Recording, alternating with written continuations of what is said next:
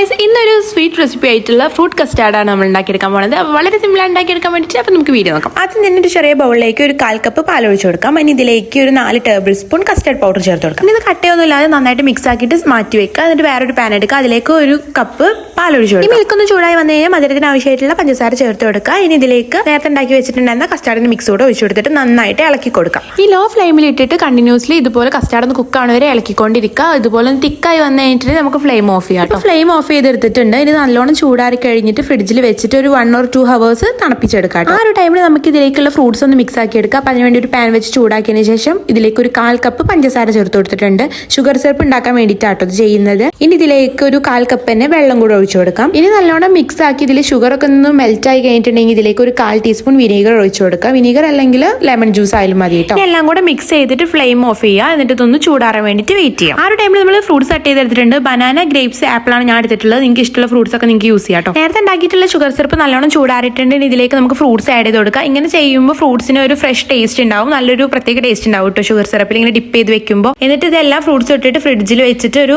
അരമണിക്കൂർ നമുക്കിതൊന്ന് തണുപ്പിച്ചെടുക്കാം. അപ്പോൾ ഈ കസ്റ്റാർഡ് നമ്മൾ ഫ്രിഡ്ജിൽ വെച്ചിട്ട് 1.5 മണിക്കൂറോളം ആയിട്ടോ. ഇനിയിപ്പോൾ ഇത് പുറത്തെടുത്തിട്ട് ഇത് നമുക്ക് കട്ട് ചെയ്യാതെ നല്ലോണം ഇതുപോലെ ഒന്ന് മിക്സ് ചെയ്തെടുക്കാം. ലൂസ് ആക്കി എടുക്കാം കേട്ടോ. ഇനി ഫ്രൂട്ട്സും കസ്റ്റാർഡ് മിക്സ് ചെയ്തെടുക്കാൻ വേണ്ടി പോവാണ്. അപ്പോൾ ഒരു ബൗൾ എടുക്കുക. അതിലേക്ക് കുറച്ച് കസ്റ്റാർഡ് ഒഴിച്ചു കൊടുക്കുക. ഇനി ഫ്രിഡ്ജിൽ വെച്ച് തണുപ്പിച്ചെടുത്തിട്ടുണ്ടായിരുന്ന ഫ്രൂട്ട്സ് ഒഴിച്ചു കൊടുക്കാം. ഫ്രൂട്ട്സ് നമ്മൾ ഷുഗർ സിറപ്പിൽ ഇട്ടുകൊണ്ട് തന്നെ നന്നായിട്ട് ഫ്രൂട്ട്സിലൊക്കെ മധുരമൊക്കെ പിടിച്ചിട്ട് നല്ല ടേസ്റ്റ് ഉണ്ട് കേട്ടോ. അങ്ങനെ കഴിക്കാൻ തന്നെ അത് നമ്മളിത് ഈ കസ്റ്റാർഡിൽ കൂടെ ഇട്ട് മിക്സ് ചെയ്തെടുക്കാൻ വേണ്ടി പോവാണ്. അങ്ങനത്തെ എല്ലാം മിക്സ് ചെയ്തിട്ട് നമ്മളിതൊരു ബൗളിലേക്ക് ചെറിയ ബൗളിലേക്കായിട്ട് മാറ്റിയെടുത്തിട്ടുണ്ട്. ഇനി ഫ്രിഡ്ജിൽ വെക്കണമെന്നില്ല. ഓൾറെഡി നമ്മളെല്ലാം തണുപ്പിച്ചിട്ടാണുള്ളത്. നിങ്ങൾക്ക് ഇനിയും തണുപ്പ് വേണമെന്നുണ്ടെങ്കിൽ കുറച്ച് നേരം കൂടെ ഫ്രിഡ്ജിൽ വെക്കാം കേട്ടോ. മിക്സ് ചെയ്തിട്ട് ഇടയ്ക്കൊക്കെ മധുരം കഴിക്കണം എന്നുള്ളവർക്ക് ഒന്ന് ട്രൈ ചെയ്ത് നോക്കാൻ പറ്റിയിട്ടുള്ള അടിപൊളി സംഭവമാണ്. ട്രൈ ചെയ്ത് നോക്കിയിട്ട് ഫീഡ്ബാക്ക് അറിയിക്കാൻ മറക്കരുത്. അപ്പം അത്രയേ ഉള്ളൂ. Thank you.